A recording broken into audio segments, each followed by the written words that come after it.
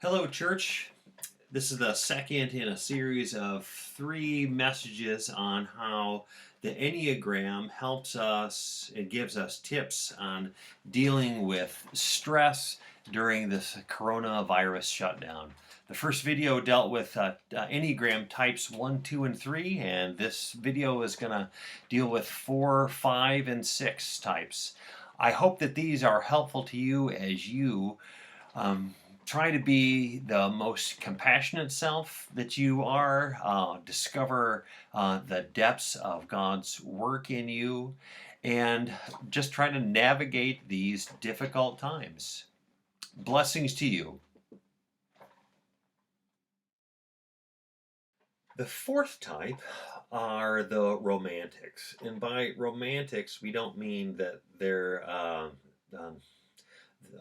Harlequin romance books, but it is about feeling. In fact, their life, the life of the fourth type, the romantics, it is about this depth of feeling. They have incredibly complex, deep, sometimes overwhelming feelings and emotions. And that's the gift of the four, is that they give honest expressions of hope in these difficult times. They're the people who can who understand and who might not be able to articulate it, but who feel and give witness to the difficulty, the trauma, the maybe despair that people are feeling during this time in our in the world's life. In stress, however, the romantic can resort to their default behavior and unhealthy behavior. That's what we mean by default behavior, is usually kind of not our best self. And they can focus on melancholy. They will kind of dwell in their minds on what will be an ideal future when we come out of this, or what was the ideal past. Do you remember when when this happened? Do you remember when the world was like this? That's what we miss. And so there's always longing for what's in the future or for what's behind them. But what they are not is present with what currently is. And in that, they can sometimes, when they get more unhealthy, can be very critical of people and of situations that aren't their ideal, that aren't the very best, that don't kind of meet up to that dream in their head. So, some tips for how, as a romantic, as a type 4, to get through times of stress like this. Your gifts are for the world are empathy. And so use that empathy just to be with others, to listen to them, not to fix them. Most people, when they're in deep emotional distress, they're not looking to be fixed anyway. But they do want someone to bear witness to their pain, someone to sit with them. Kind of like with Job and his 3 friends, they were doing their job when they were just listening to Job, when they were bearing witness to his pain. That's the gift that the romantics can bring. Bring your empathy to people's feelings. A second tip is, and this will help you to stay grounded in what is present and what actually is right now, and that is to practice and act in gratitude. Practice gratitude and then act in it as well. It's not just enough to want something from the past or the future, but how can you have gratitude with what is right now? So, what are the little things that you can be there, that you are thankful for in this moment, in this very day? When you find yourself thinking about the future or the past, saying like, yes, but what is there right now for which I am deeply thankful? And then don't just be thankful, because we're all in this together, and some of us have not left the house in a long time, and so you are together.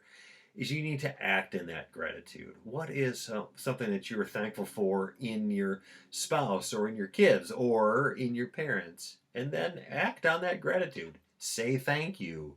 Um, do something that would show that you are thankful for their action and for who they are.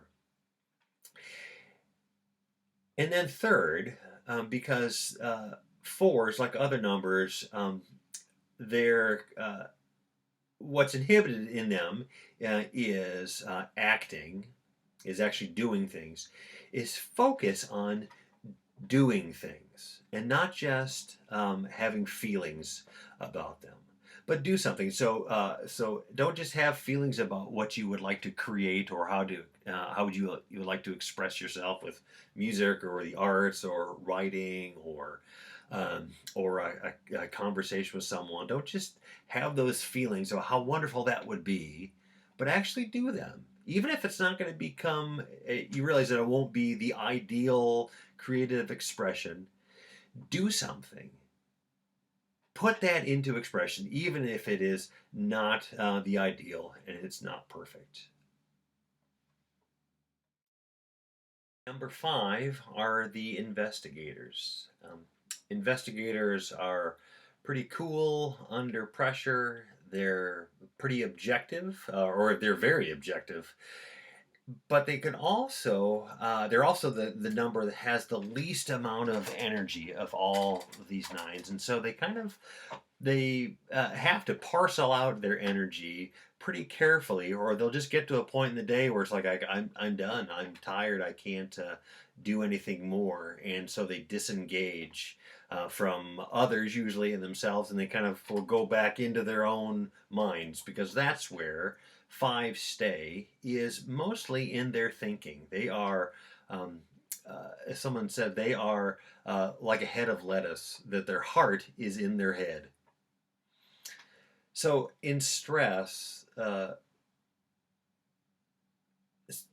fives, interesting, can be very distracted, because usually they're very focused. They've got they can have a deep knowledge in several areas, but when they're under stress, they can be very unfocused. They can get very distracted, doing trivial things, meaningless things, not really thinking through what is the result of this behavior. And they can also be very self-protective, because because their energy is limited. They can be very self-protective, and so they can look greedy, and they can hoard and collect like information, and not share that with others, not be available to others. And you'll notice investigators will be the people kind of on the outside of a group. Typically, they're looking, they're observing, they're trying to take in information so that they can know how to respond. It takes them quite a while to figure out, what do I feel about a situation, and they need time to process that. Far more time than many other numbers, like a 3 or a 2, healthy 3s and 2s that might know immediately, this is how I respond. Fives take quite a bit of time. So some tips for how fives can be more healthy, more compassionate, better family members, community members during a time like this, is they need to limit their information gathering, or that will just go on forever, because they'll never feel like they have enough information to know how to respond. So fives just need to limit the amount of information they're gathering. It'll be enough. You know enough in order to act for this period of time. A second tip is that fives need to get out of their head and into their body, so to speak. It's not so much the emotions that fives struggle with; it's their body. It's the kind of the physical expression of their thoughts and emotions. Like fours, fives struggle with acting and with doing, and they also have a limited amount of energy for the day. And so, doing something to get out of your head and into your body, whether so that means regular probably daily exercise, either something, a hard physical exercise or something like yoga, something all. Even sitting and meditating can be helpful because there's a focus on you being present with who you are right in that moment. So getting out of your head and into your body, that will also help to increase the energy of the day. And then a third tip for fives for the investigators is, when it comes to doing things, is do something, do things that support the interests of those that you love. Fives have a hard time putting their thoughts into action because they want to know how to do it well and do it efficiently and do it perfectly, and they never feel like they have enough information for that. So do something that will just support others. You don't have to do it perfectly for them. You don't have to do it in place of their. You just need to do something to support your loved one's interests. And that will help you to kind of get out of your head and into your body, and it'll help you engage with others as well. And to stop just looking and seeing and actually do. Number six are known as the loyalists. The sixes are they're dutiful people. They are loyal to the group. They are trustworthy. They're community oriented. But they're also can be very cautious, because if kind of the primary sin of five would be greed and always wanting to keep things themselves. The besetting sin for sixes is fear. So they're very cautious. It can be it can be even fearful when in stress. So they can be very fearful. They can have great self-doubt about whether they're doing the right thing, whether they know what to do, whether things will be okay. Yeah, everyone who said during this time is to, like, well, we're going to hope for the best, but we're going to prepare for the worst. That is like the motto of the loyalist of number six. You will hope for the best because you love this community and you love this nation, but we're going to prepare for the very worst. We're going to have things ready just in case the worst case scenario happens. Sixes want certainty, and they want to be able to control the things that make them afraid. But we all know that life is not controllable. No matter how much we put into motion, no matter how many safeguards we have, we know that life always has a sense of being bigger than we are, and that it will sometimes be out of our control. It will often be out of our control. And so a couple of tips for sixes is, one, like fives, stop watching the news. Stop gathering information. Fives need to do that for a different reason. Sixes need to do it just because all it is going to do is it's going to play on your fears. And those fears will, they'll keep building. It's not helpful. It's not going to give you more control. It's just going to amplify the fear that is kind of naturally in you anyway. That more knowledge you get is not going to help you to control life any better. So just get the information you need for the day, and then put the paper away, close the app, turn off CNN or MSNBC or Fox News, and just put that away. And since you're going to have so much time on your hands now, a positive tip for something to do for sixes, and this goes for almost all numbers, and that is to begin a practice of mindfulness and meditation in order to calm yourself. So there's lots of apps to do that. There's lots of help on the internet, on YouTube, that would help you develop that kind of a practice.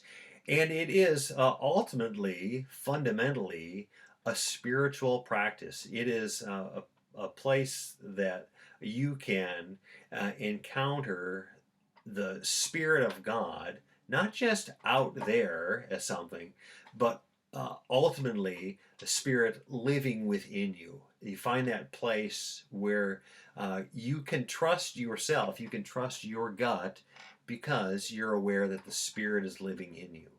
And so practicing some mindfulness in order to calm your thoughts, in order to be aware of your values and your priorities, of being aware of what is happening right now that is trustworthy, and of being able to trust the Spirit that lives within you. Mindfulness and meditation can help in that practice. Something about sixes is that these are the people that hold society together. These are the people who are form the backbone of our communities and of our organizations. So if you are full of fear, then what hope does that give to the rest of us? Because you're this thing that is holding us together. And so we desperately need sixes to be centered and grounded uh, in trust and in one another, be grounded in God's grace and God's provision today.